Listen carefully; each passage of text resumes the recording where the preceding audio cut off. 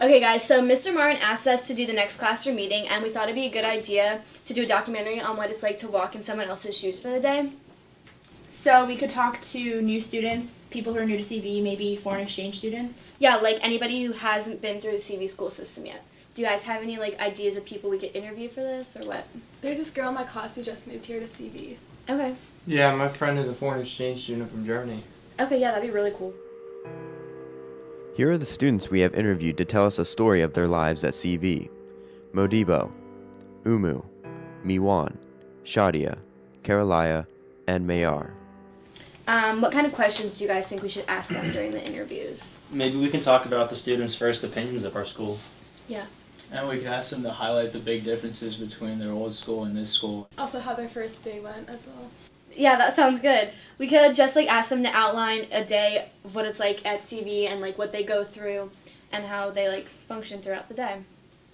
Sounds good, guys. Sounds We good. should Yeah, get down to Awesome. this. I like that. Mm-hmm.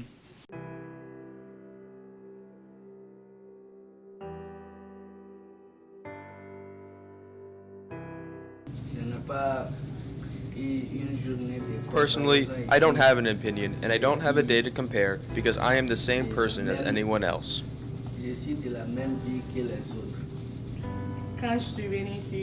Things are completely different in Mali. Sometimes regular things for Americans, like PDA, will lead people in Mali to think you're poorly educated.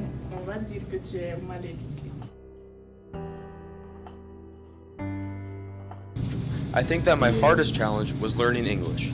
To not be able to communicate with each other was my only difficulty.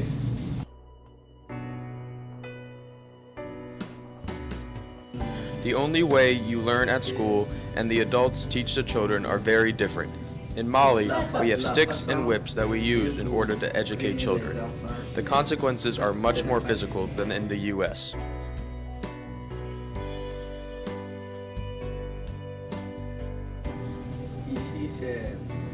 Even though I was new to America, CV has had a positive impact on me because everyone is so kind to me and so willing to help.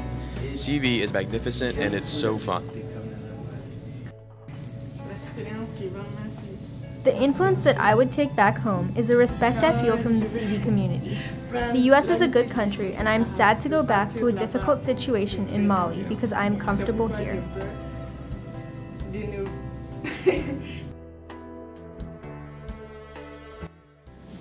I'm Miwan, and I am American, I am Muslim, and I am Kurdish. I'm Shadia. I'm a senior here. I'm from Palestine, but I was born here, and I'm obviously also Muslim. But there is a lot of problems with being Muslim, especially in this country, and especially now, because there are extremists out there who are doing damage, and they say it's under the Islamic faith, but really that's not what Islam is about, and people don't know that, so they start to hate us. Being Kurdish and with the whole entire ISIS thing, people ask me questions about oh, you're Muslim, so do you believe in what ISIS is doing? But they don't realize the Kurdish people are the leading fighting force against ISIS. And so I feel it's ridiculous that people ask me oh, do you support what ISIS talks about? Are you ISIS? If I'm Kurdish, obviously. I don't support anything like that. And my people are fighting those people every single day, and they're not recognized for that. And when I say I'm Kurdish, no one knows what I'm talking about. Yeah, ISIS is another issue. I mean, they're putting a really bad face for Muslims because they're totally not following Islam at this point. They're just calling it as an Islamic fight force, but really it's not. There are so many Syrian refugees now. The countries America and Europe and every country that are starting to question whether they should let Syrian refugees in because of the Paris attacks, because ISIS members snuck in with the refugees. And I understand that fear, but that's not fair to the refugees who are trying to get away from the war zone, who are trying to live a life with their kids because they were terrified of what was happening there. I'm here because of what's going on in Palestine. My dad couldn't find work, and it's terrible because the Israelis and the Palestinians are not going to get along.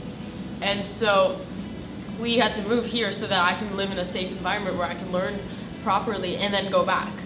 And with Syrian refugees, they're just running away from the same things that we fear.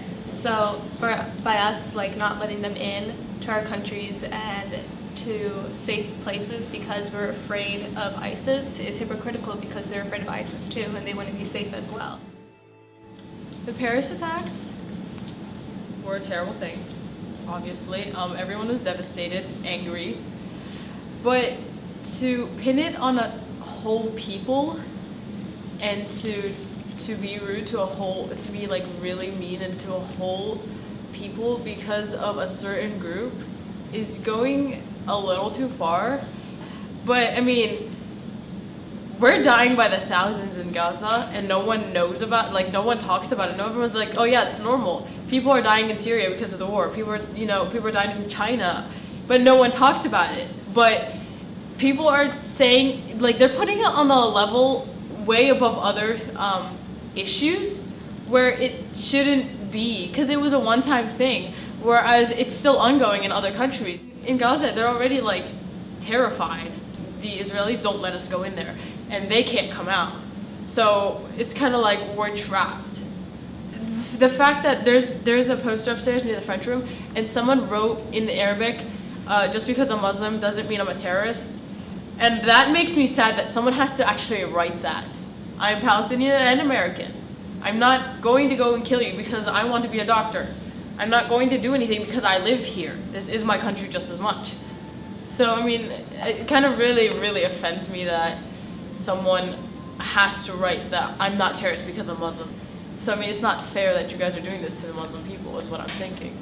And not everyone does it. I mean, I think this generation is a little more understanding than previous generations. Sometimes like when I go out with my mom or like my dad, and like my mom wears a hijab like Shadia does, and I feel like I have to smile at everybody or like show that we're not scary, and like I feel bad for that because I love my mother and I don't want to look like I'm ashamed to be with her, because like I'm so proud of her for being able to wear a hijab in like such a hard time, and like I'm scared for her every single time she leaves the house. And like, so when I go to a store with her and I have to like smile at every person who walks by, so it's like, hey, we're nice people, you don't have to be afraid of us. It's like, it's demoralizing. Keep an open mind, but like don't hate every Muslim because they're not associated with that group. It's because it's not our fault. I mean, we take the problems from our ancestors, but it's not our fault anymore. And like, don't look into ISIS to see what Islam is about. Like, look at the Muslims around you. Like, look at how they act and see what good we try to offer, and like what we try to bring to the communities here, and like what we offer here in America. Because honestly, our goal here in America is to be successful, to help people, and to just be like good civilians.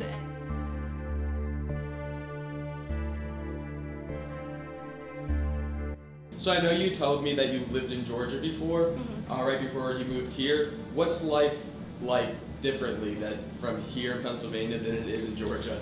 Well, I would say in Georgia, it's very conservative. People are very conservative. Fashion trends are so late. We get our fashion trends there, like, I would say a few months later than everybody else. The people are just different. You know, Southern hospitality is a thing. Like, it's not just a stereotype, it really is a thing. People are extremely nice. They'll go out of their way to help you. My previous school was pre-K through 12th grade, and there was a max of 750 kids. I went to a charter school. So the last graduating class only had 20 seniors in it. So it's really, really different, especially because I haven't made a big move like this in 5 years. So it's just really different with size. You know, you have to get used to seeing so many people every day, but it's actually a really nice change. The size of the school was definitely a plus for me, because when you come from a small school, everybody knows who you are. They know everything about you, and dealing with that can just kind of be annoying with everybody, you know, knowing your business and people getting too familiar with the things that you go through. So I definitely love the size that I can just, you know, be who I want to be without people always, you know, hearing things about me that may not necessarily be true. My first day was actually really nerve-wracking. But then at the same time, I think the thing that made me like more comfortable was people were really like genuinely nice. I remember on the first day of school, I asked somebody if they could help me to my class, and they literally helped me from homeroom, and they like took me to all my other classes and showed me where they were just so I could get the basic understanding of where my classes were, and I like really appreciated it.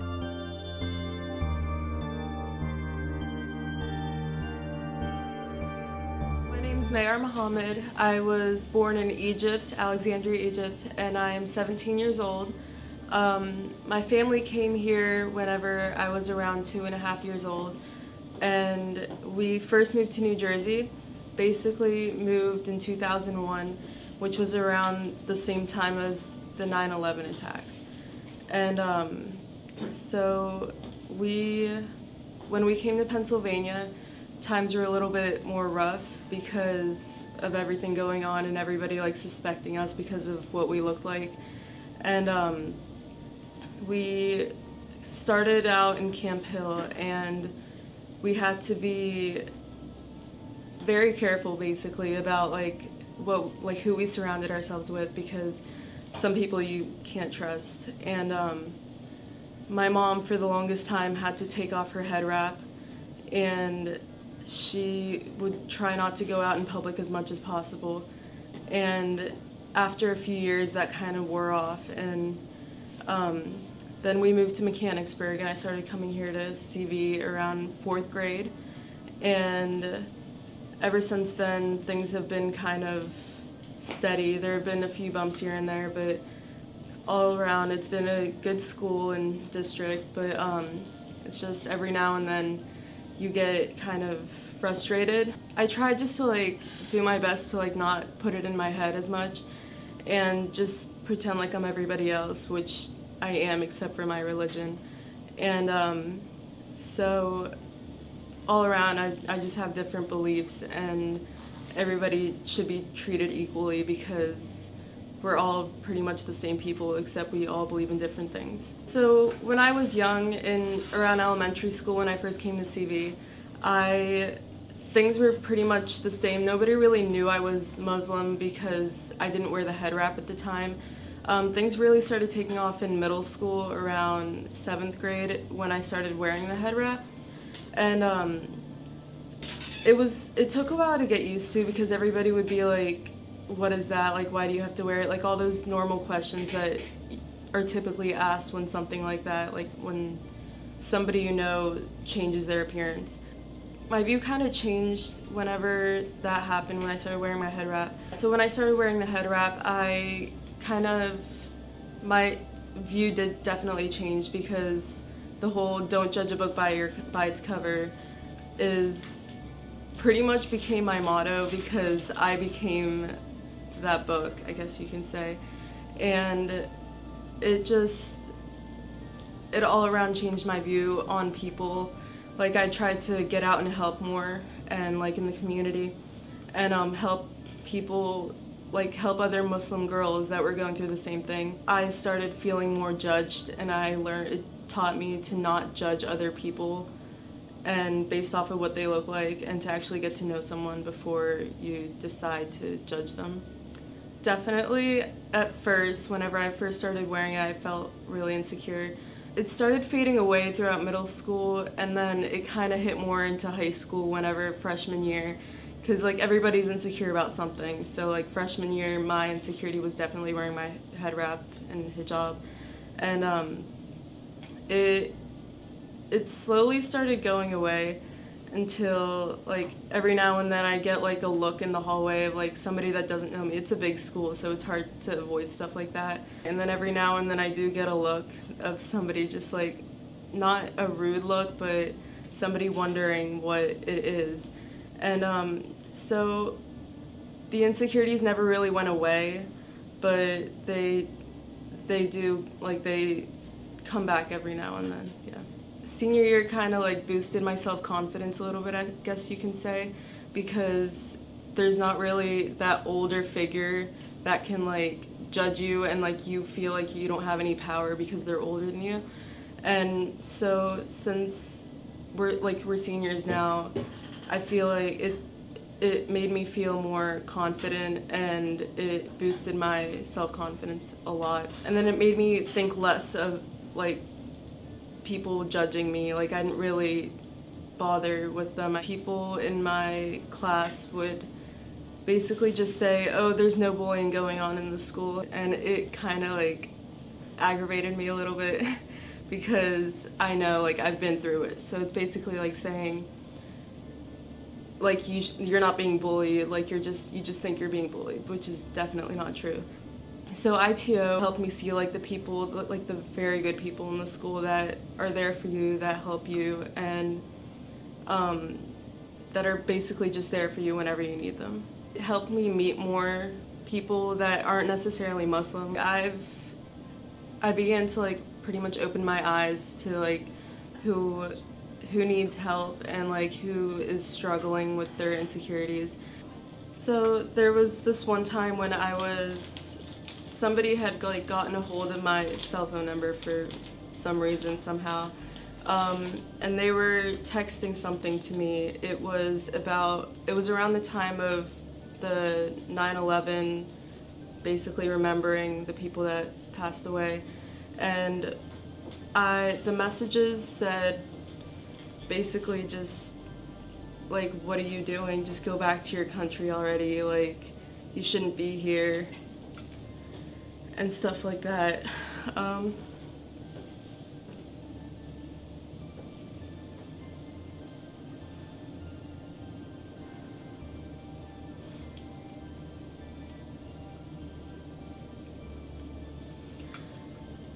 I remember not knowing what to say, so I didn't necessarily do the right thing by going to an adult and telling them.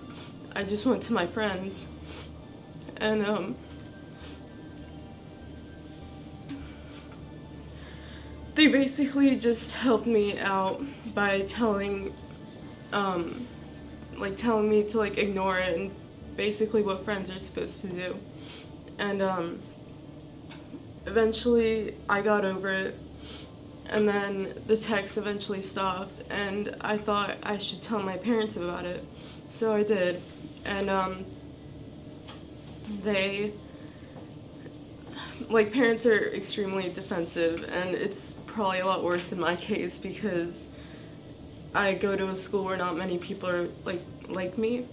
So they wanted to come in and talk to the principal, but I didn't want them to because I didn't want to make it that big of a deal considering they just stopped sending the messages. So like I said, the messages stopped, and then I just kept going, and it brought my like self-confidence down a lot, because anyone who gets a message like that begins to like believe the stuff that's in the message, and even though they know that they shouldn't, and just the stuff that was written in the message, like you caused 9/11, like you killed thousands of people. That shouldn't be said to anyone. And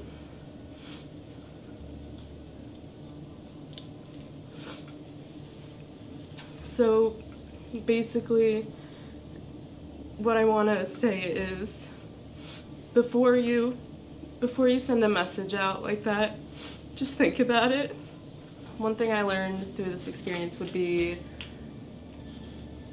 basically just that I'm not as fragile, I guess, as I thought I was whenever I first started wearing my hijab.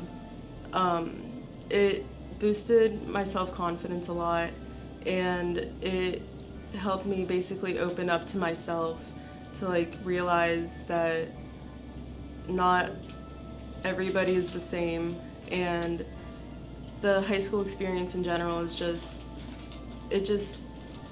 whether it's good or bad, like you have good things and bad things that you go through in high school, and all of it mixed together helps you realize what is good, like what is good in you and what you can do better to improve yourself. And I think all around my self-confidence and my ability to like help other people because I know what they're going through has improved a lot. I definitely want people to open their eyes as to like what's going on in the world, basically. Don't be like in your own little bubble about what other people are going through. And I'm not saying to like just push yourself into like what's going on in the world, like with the media and all that, but just at least see what other people are going through. And if you see somebody that needs help, just like be a helping hand and like be somebody that they can go to and somebody that they can trust.